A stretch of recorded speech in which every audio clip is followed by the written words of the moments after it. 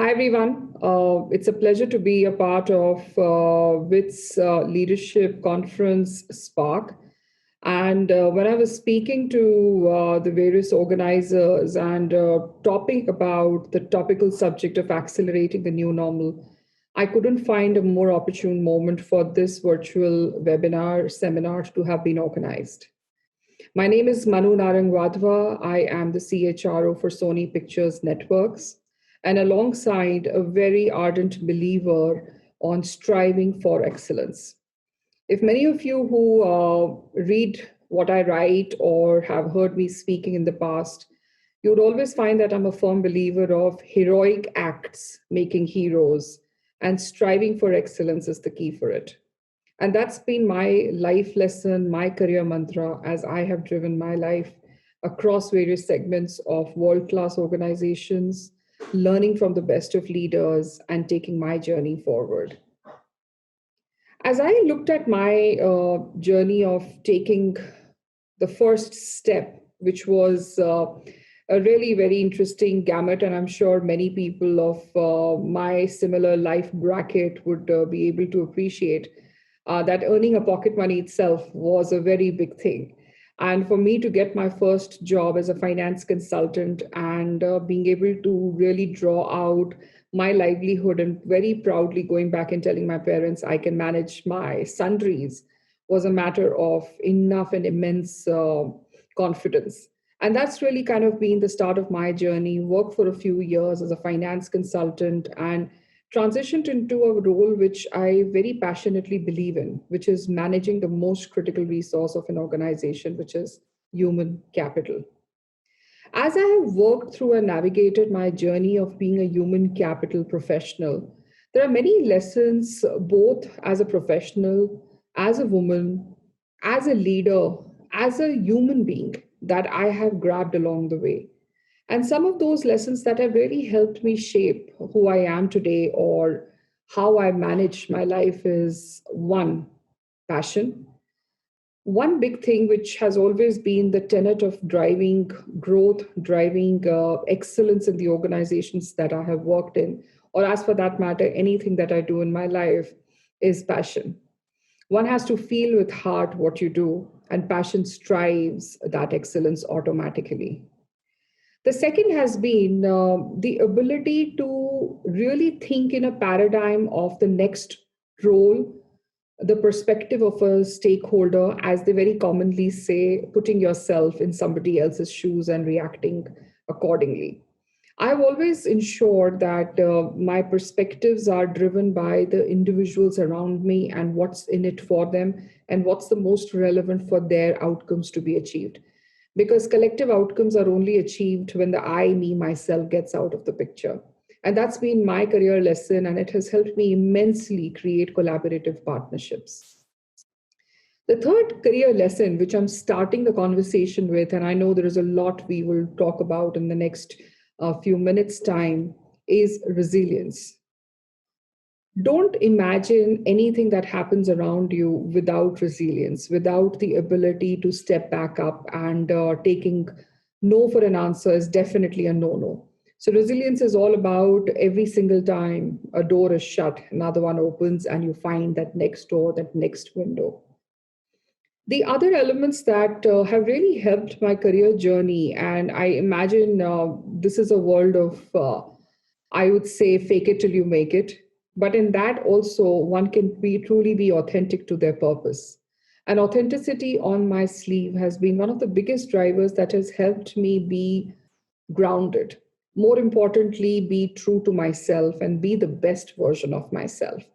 So these are a few things that I can kickstart the conversation with, and I'm sure many of you will have questions about how I navigated the high tides, the low tides, the tipping points of getting married, becoming a mother, facing a challenge of how when challenges came in the form of moving locations, what did I do? But more and more as my life journey continues.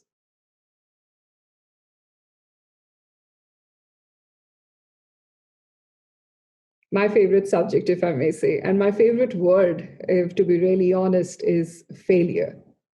As Thomas Edison, many a times when he was interviewed after his famous invention, which is truly giving us light till date, is I did not fail 1,000 times, but I know 1,000 ways in which the experiment did not work.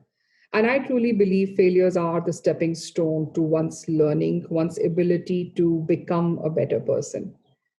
My journey of failures has been more the better, and more you learn out of it, the better it is.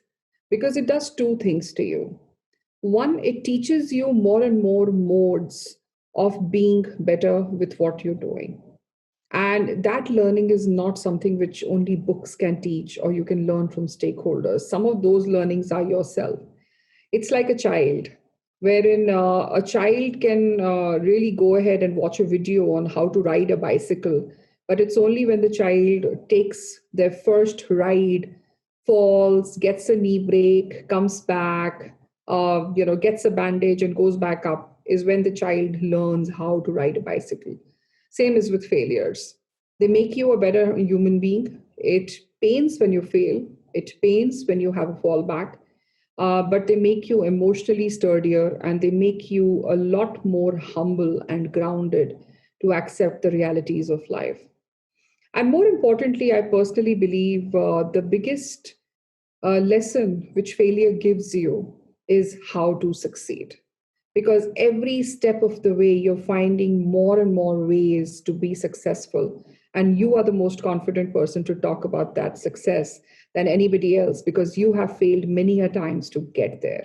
So, failure is one thing which any of you who are listening in carry it on your sleeves and carry it with pride. Talk about the failures that taught you a lesson.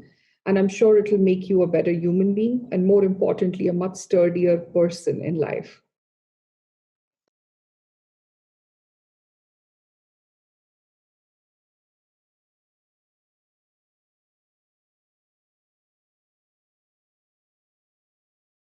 I think women's representation in STEM roles has been low from time immemorial.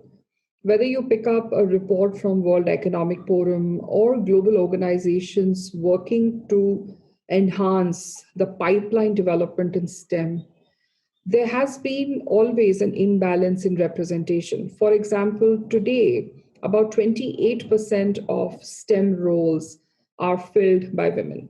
And in that, also, if you pick up the hierarchy of roles, more and more senior roles are male dominated. I'd say the first important thing is to understand the root cause of it. And I'm sure many of you who are listening in will be able to relate. A large part of such imbalance comes in from societal prejudices. By design, there are a few ethos which are set in these jobs or these type of roles are more female centric. These are more male centric.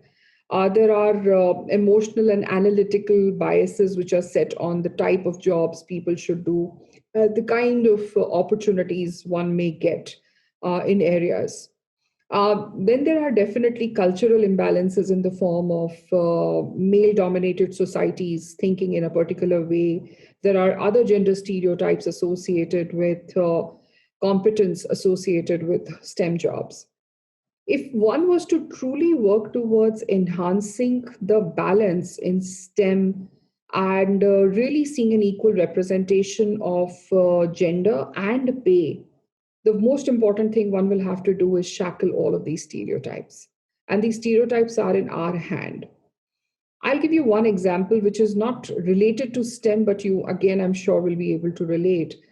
Uh, as a child, a female kid is generally driven towards physical sports like badminton or possibly cycling or racing or other versions of gymnastics or physical effort.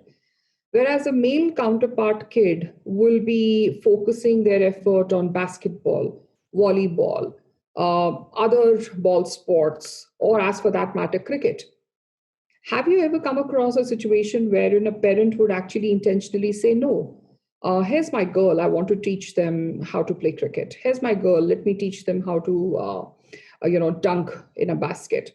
So, those prejudices, when they are really deep rooted in the way we approach our kids, automatically as life progresses, STEM as a field lands up seeing lower representation of women from those early times. And I would go back to actually catering to those prejudices from very early on.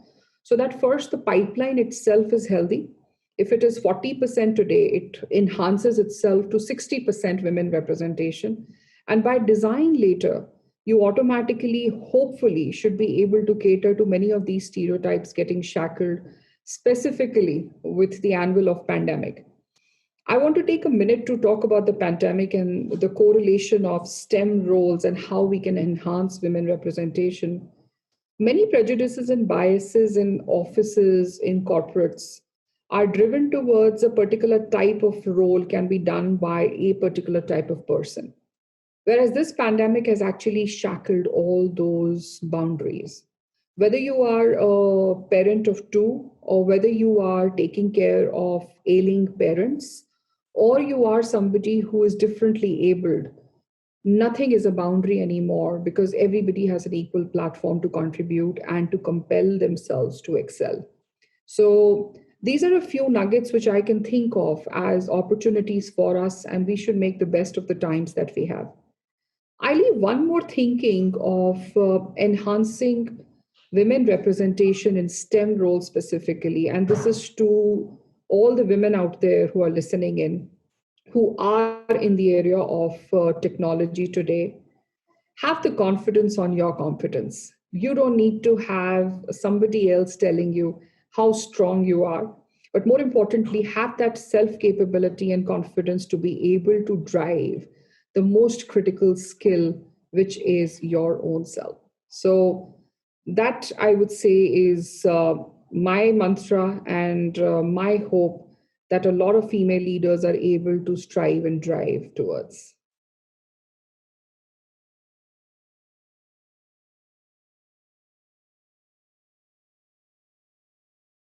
The definition of careers already has been shifting since the last few years, and more post pandemic, this equation has further tilted towards careers becoming a part of life than being life itself. Compare careers of our parents to ourselves. Careers of our parents were their whole life. Our father, our mother, they would spend their whole day in doing the jobs that they would and immerse themselves with it with full loyalty, commitment, and drive and zeal. I think everything else in their lives were a part of this bigger picture of work and centered around it.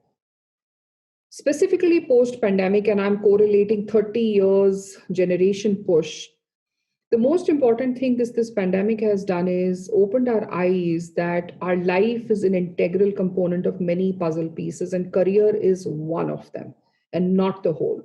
And this, I think, has got a very critical and significant impact in the way today careers are driven and the way organizations will have to look at their drive on managing careers.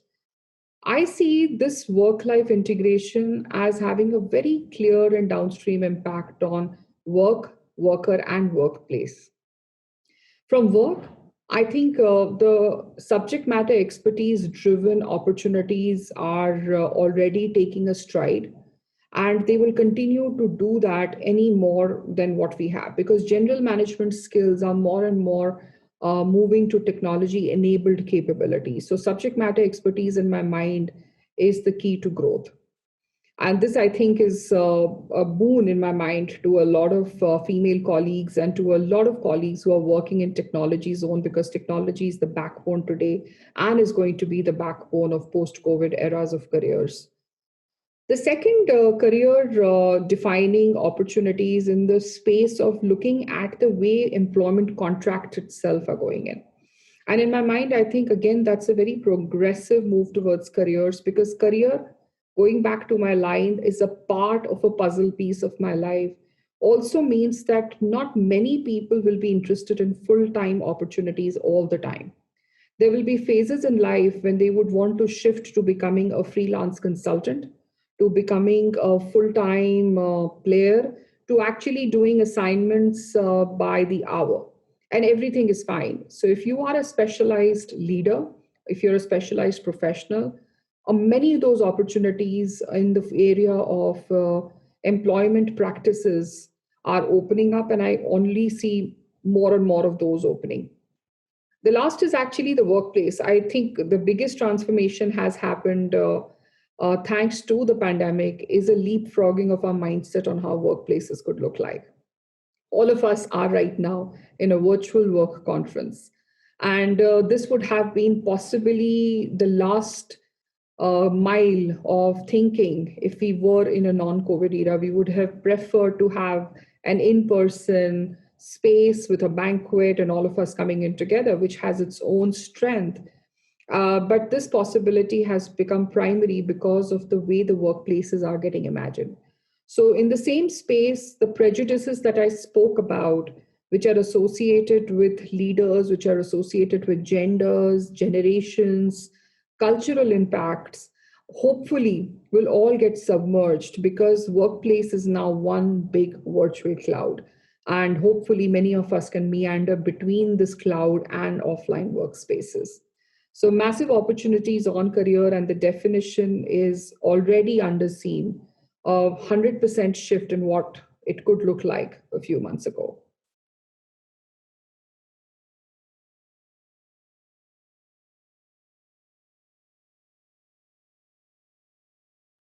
My message to women leaders who are in the progressive fields of STEM is going to really start with understanding yourself and believing in yourself. You have taken the stride of creating transformation in technology and have chosen those applied fields with passion. So continue to believe in yourself and strive towards creating the innovation, the discoveries, the opportunities the human mankind can learn and take from you. The second message, which I will have for colleagues around the world and in India who are listening in, is in your dictionary, if there is a word called impossible, convert it into I dash or hyphen to M hyphen possible. And I think that is one progressive thinking that I can really hope many of us are able to take back and with resilience convert all the opportunities that come around us with excellence. And last but not the least is really be the best version of yourself.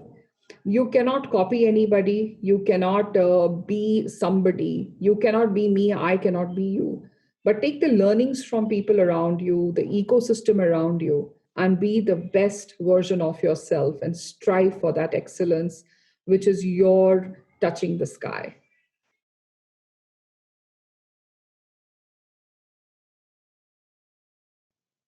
Well, my message to my younger self who had just started taking an outlook to life and had just started really taking her first steps to riding the bicycle of life would be fail a lot more.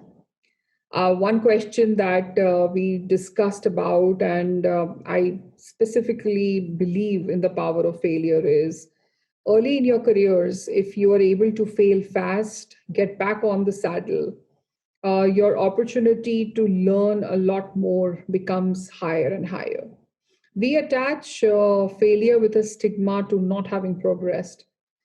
Take that stigma out of your mind and take as many risks as possible to innovate, to create, to come out with the next best idea which the humankind can actually benefit from. And that can only happen if you have failure up your sleeve.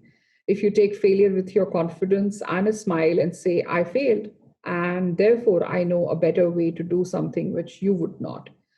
And most importantly, my lesson to my younger self, and I wish I had done a lot more of it then, in a post COVID scenario, this itself is becoming a very interesting dynamic to look at is take myself and people around me lightly, wholeheartedly, and with a smile, and take life itself as a ride and not necessarily a destination that one is trying to go towards.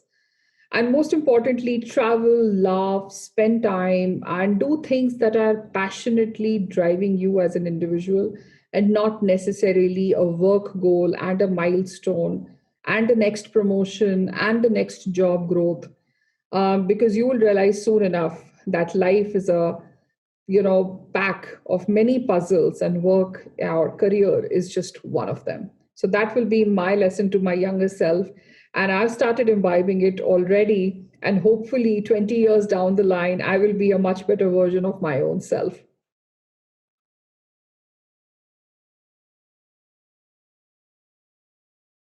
Diversity and inclusion in organizations is that invisible thread which may not have a measure of success.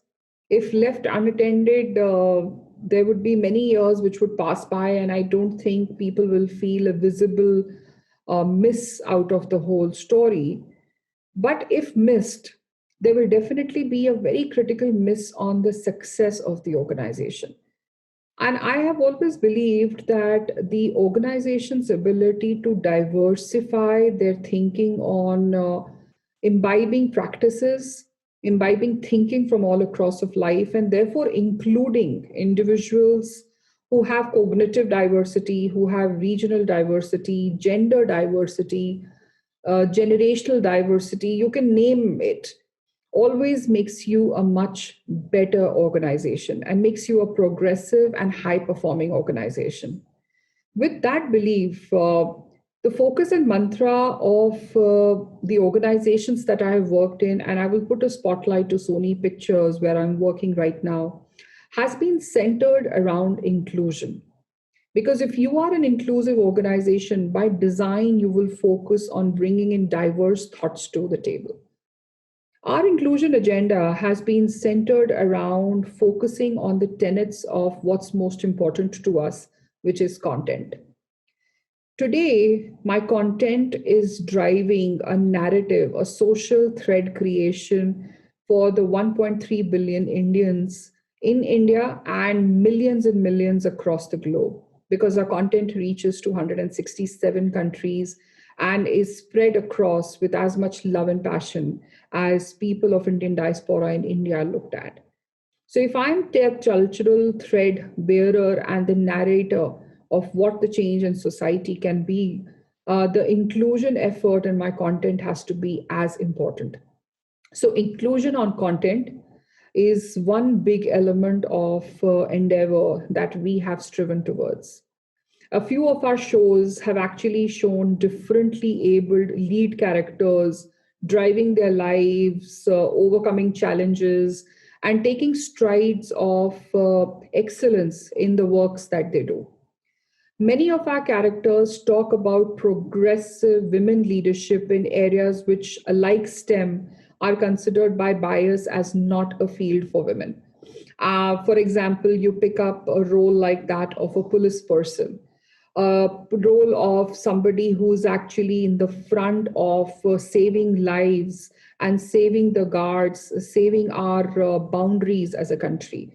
So these are progressive inclusion practices that we have endeavored to take on our baton as a content driver. Apart from that, inclusion for us has also been striven towards people with different perspectives and narratives in life.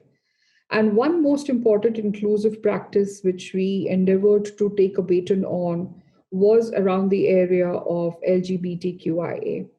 This is one set of individuals who are a very integral part of the content industry, but haven't been able to vocalize their thinking with having as inclusive practices, policies, and processes which make them an integral part of the whole system. And we have taken at Sony Pictures that strive to be inclusive to all. So all our people practices now are gender neutral. They include preferred partner and subsequent partner. There is no male and female division. Even if there are government practices which may not promote, but we internally have promoted those benefits extension to such diverse individuals who are working with us, who are working in the ecosystem where Sony Pictures operates. So these are some threads. The commonality in all of this is focus on inclusion and focus on ensuring that everybody has a voice. Because if you do include and everybody has a voice, by design, you're a diverse workforce. which is focusing on sustainable growth of the organization. Thank you, everyone, for listening in to me. Hopefully, my life's nuggets have given you some glimpse and you can take on those learnings to yourself. I would love to hear from you as much and look forward to connecting with many of you in the near future. Signing off, this is Manu Narangwadva. And once again, thank you to the WiT team and all the best for the conclave ahead.